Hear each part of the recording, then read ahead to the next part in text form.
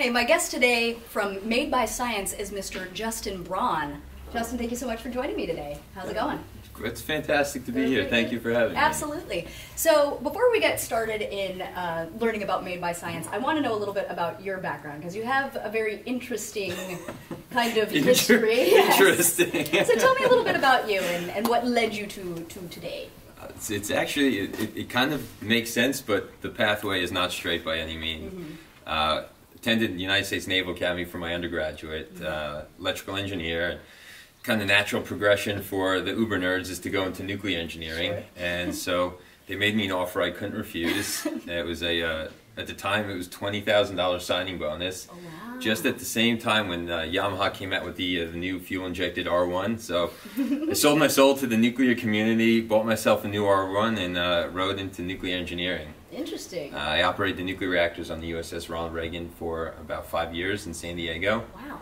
And finished that, came up to LA, like most of us, to get work in school. Yeah. MBA at USC, and started doing sales and biz dev here in LA in real estate.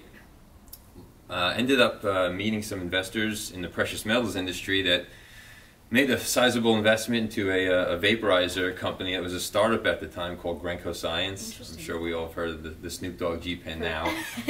But a couple of the founders of that company started a separate vaporizer company. It was the world's first 3-in-1 vaporizer, multiple cartridges, tanks that support off the same batteries. So you could do your waxes, your oils, and your flour. Right. It never ended up really launching for no fault of the actual device, but it got me into the industry, and that was what led me to take over my first public company, which was Agrotech. And what was Agrotech? Agrotech was mostly a real estate and land management company in the cannabis space. We were one of the first boots on the ground in Colorado as they were starting to roll out legalization there. And this was back in 14, 15. Yeah. Yeah, I'm from Colorado. I remember when that happened. It was like the whole game has changed, right?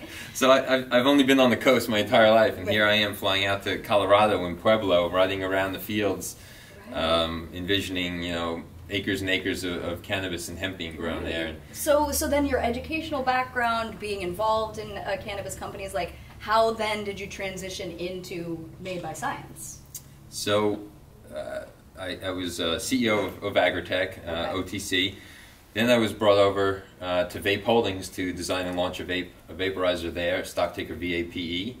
And from there, we had a very close relationship with MJIC, which is probably one of the first private equity firms in cannabis in the space.